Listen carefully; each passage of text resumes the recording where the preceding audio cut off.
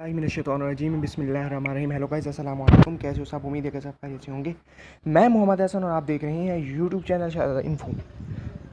आज आपको पेशावर के बारे में 8 मुख्तलिफ दिलचस्प हक़ाइक़ बताने वाले हैं। शहर पेशावर का जदीद नाम फ़ारसी ज़बान से माख़ूज़ इस्म पेश एवार्डन के मानी हैं।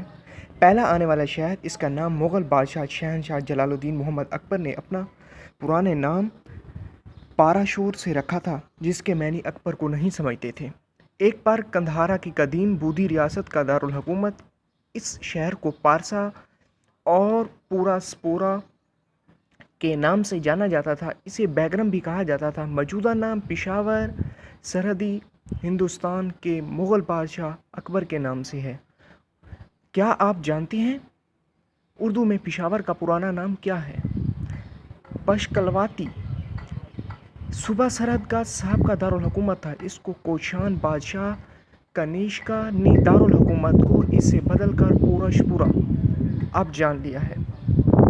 हुक्मरान पेशावर, ये शहर मुग़ल हुक्मरानों में उस वक्त आया जब बाबर ने 1526 में हिंदुस्तान पर फतह हासिल की और मुग़ल सल्तनत की बुनियाद रखी। उसने यहाँ 1530 में एक किला तामीर कराया था और उसके पोते जलालुद्दीन मोहम्मद अकबर ने इस शहर को उसका मौजूदा नाम दिया था। 16वीं सदी के वस्त में शेर शाह ने शहरा को तामीर किया, जो दिल्ली को पेशावर और खैबर पास के रास्ते काबिल से जोड़ता है। नंबर 5, पेशावर मशहूर क्यों है? पेशावर पाकिस्तान के सूबा खैबर पख्तूनख्वा का दारुल हुकूमत है। यह खैबर पख्तूनख्वा का सकाफ़ती और माशी मरकज़ भी है। ये शहर खाने और सकाफ़त के लिए मशहूर है, क्योंकि ये पाकिस्तान के कदीम तरीन शहरों में से एक है, जिसमें एक तारीख़ दर्ज है जो 539 क़ब्ल मसीह की है। पेशावर को फूलों का शहर क्यों कहा जाता है? नंबर 6, पेशावर एक बार ऐसा हुआ कि पेशावर फूलों का शहर जनाज़ों और खूनरेज़ियों के शहर का रुख कर गया।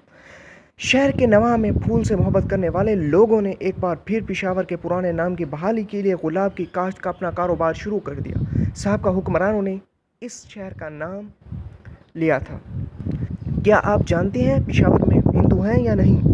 नंबर 7, दीगर सरकारी अदाद-ओ-शुमार से अंदाज़ा होता है कि 2021 तक पाकिस्तान में 7.5 मिलियन हिंदू हैं, जो कि पेशावर में सबसे ज़्यादा तादाद में मौजूद हैं। पेशावर का मशरूब। नंबर 8, गन्ने का जूस दबाए हुए गन्ने से निकाले जाने वाला रस है। ये ज़्यादातर वादी पेशावर और हांस नगर में मशरूब के तौर पर खाया जाता है। शुगर केन का रस एक देसी माबद है जो हमारे जिस्म को ज़रूरी ग़िज़ाई अज्जा फराहम करता है। नंबर 9, क्या पेशावर ख़तरनाक है या नहीं? पेशावर में दहशतगर्दी हमले होते हैं, लेकिन ये बहुत कम होते हैं। इसके अलावा कबायली इलाकों से ताल्लुक़ रखने वाले अफराद की एक काबिल ज़िक्र जमात है, लेकिन आप आसानी से इन इलाकों से बच सकते हैं जहां वो रहते हैं। यहाँ बेहतर है कि वहाँ के मकामी लोगों के साथ सलवार कमीज़ में मलबूस हों और अगर मुमकिन हो तो मकामी दोस्तों के साथ घूमने फिरने के लिए जाएं।